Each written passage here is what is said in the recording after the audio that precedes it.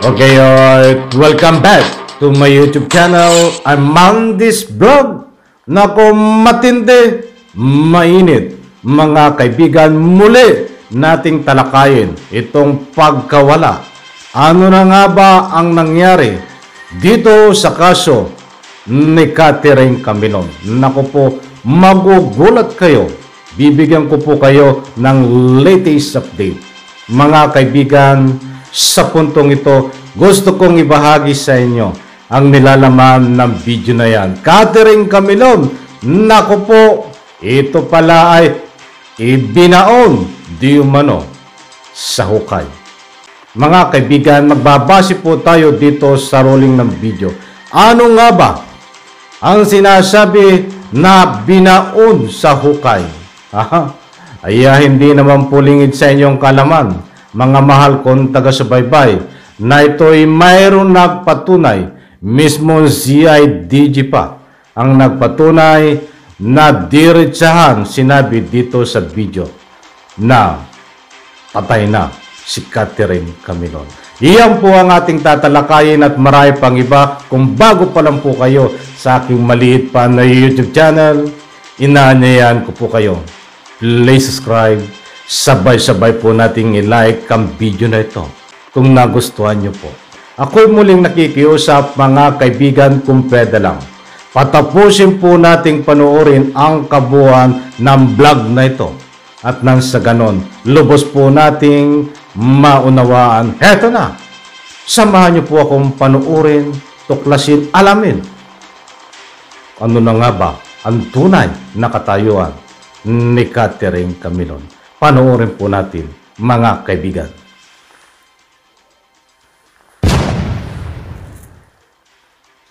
Una rito, mismo ang Deputy Chief ng CIDG Region 4A na si Police Major Nilo Moralios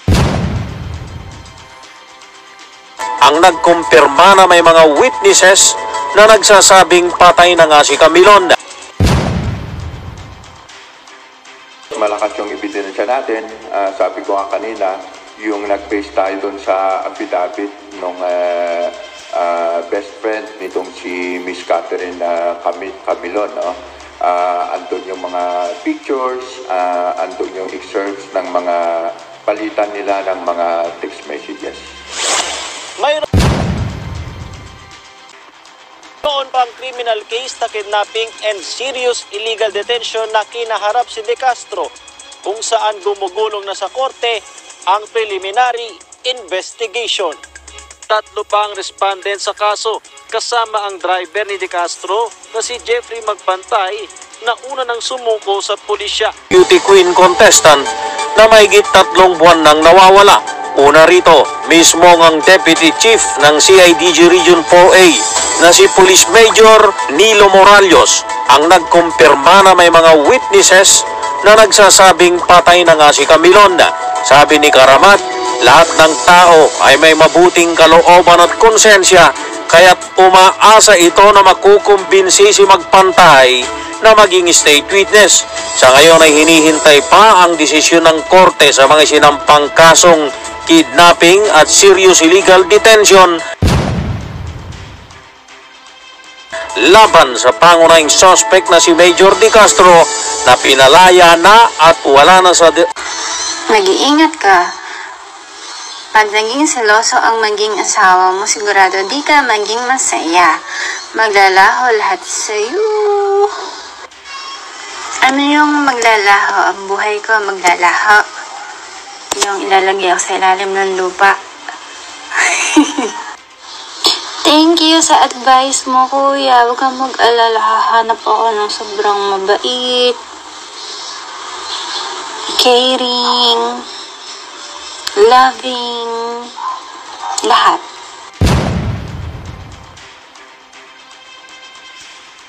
Okay, alright. Shoutout po sa lahat. Disclaimer lang po mga kaibigan. At tungkol ho dito sa unahin natin, bigyan ng highlight itong medyo huli ng video na buhaan na ika nga po yung mga sinabi ni Catherine Camilon. According ho, diyan sa rolling ng video na siya ay sabi niya ay ibabaon siya sa lupa.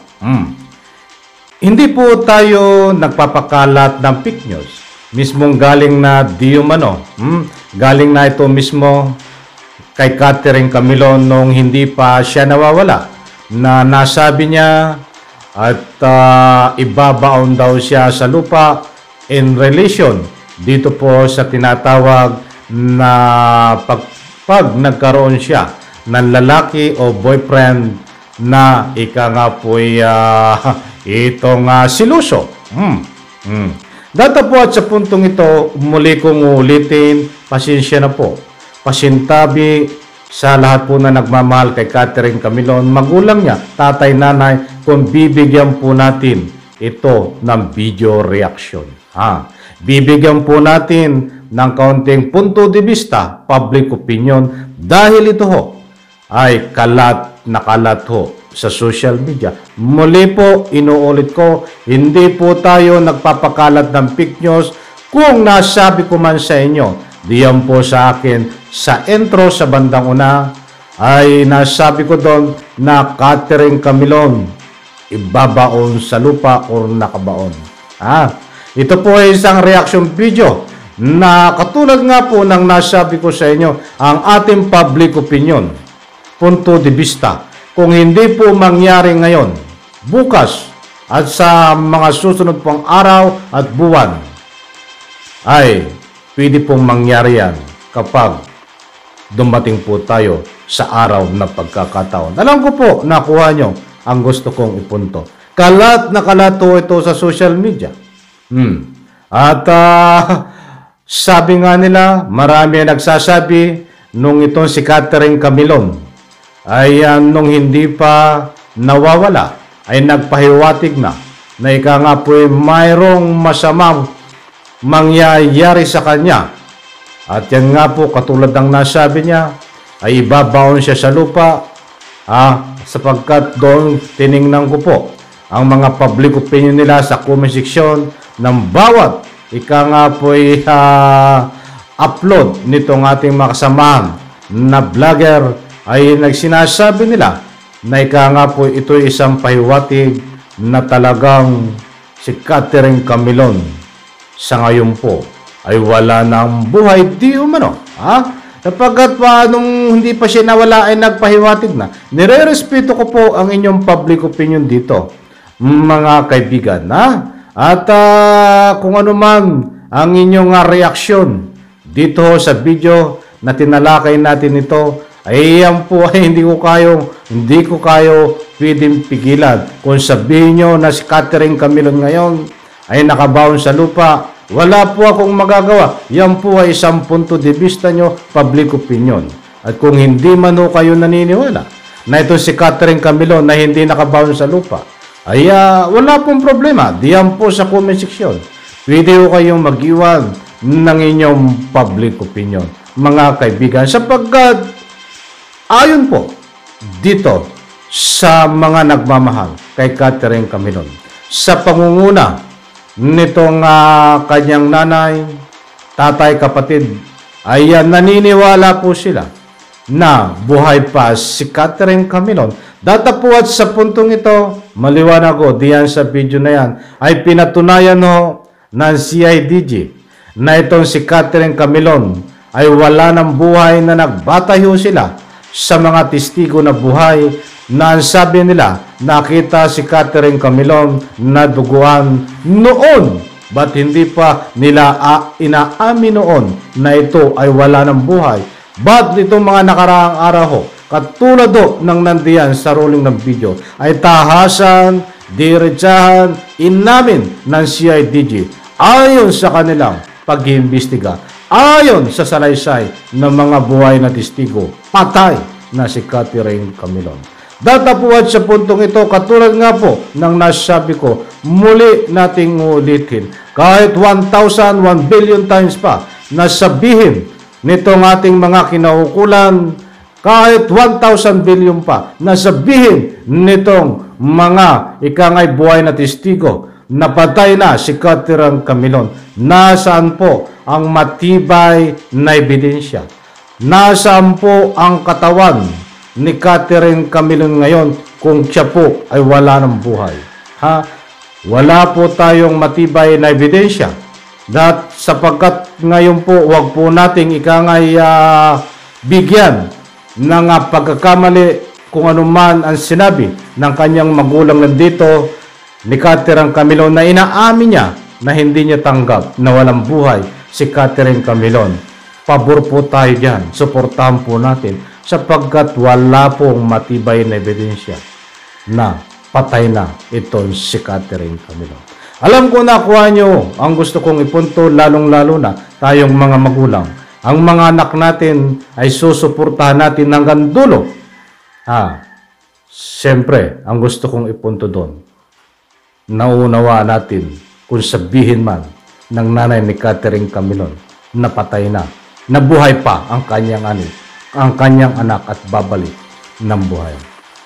Okay, alright mga kaibigan, maliwanag po dito sa ating tinalakay na binigyan lang po natin ang kaunting reaction video, public opinion, itong kumalat na video na ito na nakabaon sa lupa o hukay itong si Catherine Camilon. At ito ay noong pa man, kahit sinong mayroong dumaan na po ito sa mga iba't ibang uri na binabasa ang baraha, binabasa ang mga, sabihin nating hula, ay lumabas din po sa hula na nakabaon po sa lupa si Catherine Camilon. Datapwat sa puntong ito ay medyo binigyan ng pansin ng mga taga-subaybay natin itong video na ito na maliwanag po sinabi ni Catherine Camilon na nung siya hindi pa nawawala na siya ibabaon sa lupa. Yan po isang punto de vista, public opinion. Hindi ko sinasabi nyo sa inyo na paniwalaan nyo itong sinasabi ni Catherine Camilon nung siya nung hindi pa siya nawawala. Yan po ay binigyan lang po natin ng kaunting padaan at nasa ganoon po ay in relation po dito sa kaso sa pagkawala ni Catherine Camilon. Okay, at dito nga, nasaan nga ba ngayon itong si Catherine Camilon? Hanggang ngayon po, muli ang sasabihin ko, abangan po natin ito dahil kahit tayo ay nag-aabang ay walang maabangan di ba? Tikom pa rin ang bibigo, walang konkretong ebidensya ang ating kinauukulan kung nasaan si Catherine Camilon. And one word, wala po silang maibigay na official statement na magpapatibay na ito'y talagang buhay pa o patay na.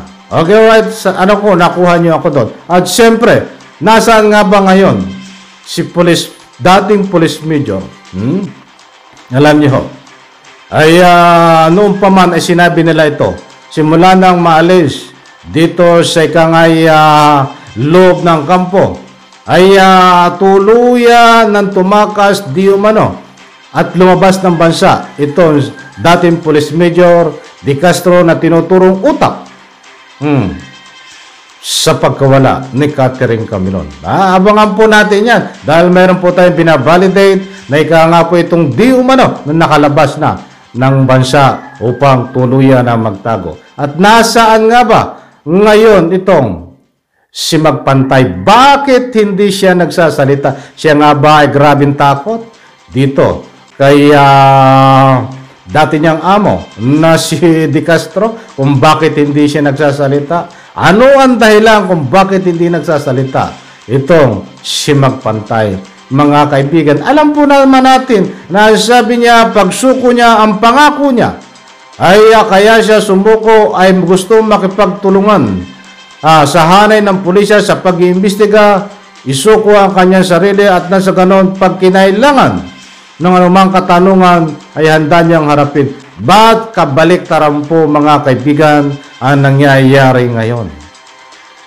Lalo pong gumugulo ang kaso. Wala pong linaw. Instead na luminaw itong kaso na ito dahil sa pagsuko nito ni Magpantay na sangkot di umano dito sa pagkawala ni Catherine Camilon.